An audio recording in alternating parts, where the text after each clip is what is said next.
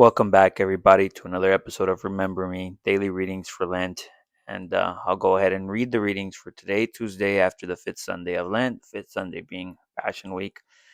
We're on the home stretch, guys. So, with further that, let me just go ahead and start reading. It is a wise rule of life to work every day within reasonable restrictions towards limiting eternal needs. To need nothing, Socrates said, is an attribute of divinity. To have need of little is an approach towards divine perfection. Thus, the heathen sage. How many things might we do without the needs that we create that we do not know where to check, that on the contrary we go on adding to our infidelity?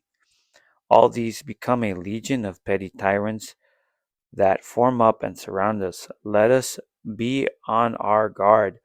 For this we are watched from every point. We claim to be rich, we are mistaken. We are poor, very poor indeed.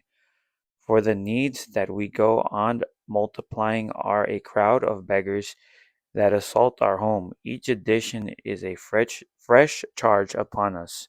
We grow poorer as we add to our wants. For each fresh need, each desire for some new thing, increase the mob of suppliants.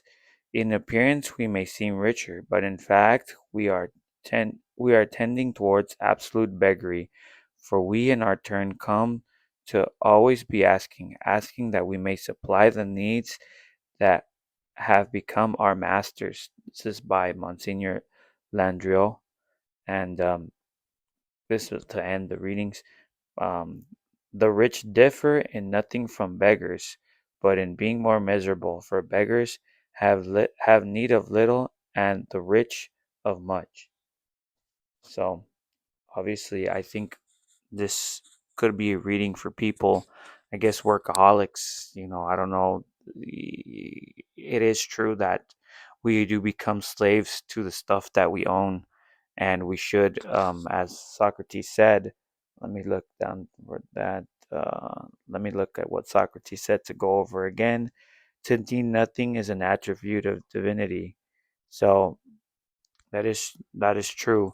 This is that spirit of poverty that the third mystery of the third decade of the joyous mystery says we have to be spiritually poor, and what that means is we have to be ready to lose things, right? And we have to be ready to give things up when necessary, and it might be working. I know there's some people who work and work, and they do this because they want something new, they want more money or whatever.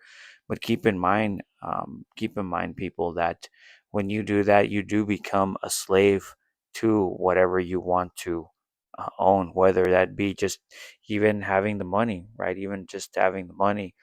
Some people just, people are like, oh, life's all about, chasing paper and stuff. And it's not because, put it this way, you live your life and you work. Some people, they work their entire adult lives. Not people who have to, but these workaholics, they work, we'll just say, like 6 days out of the week, right? They work 6 days out of the week, ignoring their families, ignoring all of that. They might have the money, but at the end of the day, right? At the end of the day, what do they have? Nothing, right? They have all that money. They just have the money just to hoard it, not even to do anything good with it, but just to hoard it, and it's just no good, right? If you're a single person, yeah, you just, what are man, work work is to facilitate man's life. It's not to be the center of man's life, right? We have to work. I'm not denying that we have to work, and work is good. I'm not saying that I'm not telling you to be a bum or anything like that, but working to the point where that becomes the center of your life, that's when it becomes problematic. Working, like, even if, like, oh, I'm working because I want this new thing, I want this new that, and then, yeah, and sometimes you do that and you spend so much time working because you want the dopamine from buying stuff.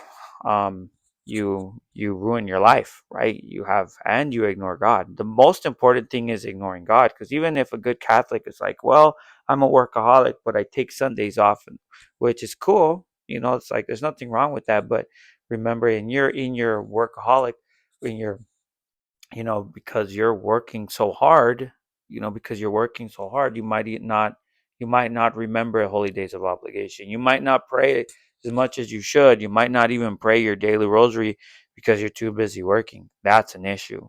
And I think that's what the reading is today.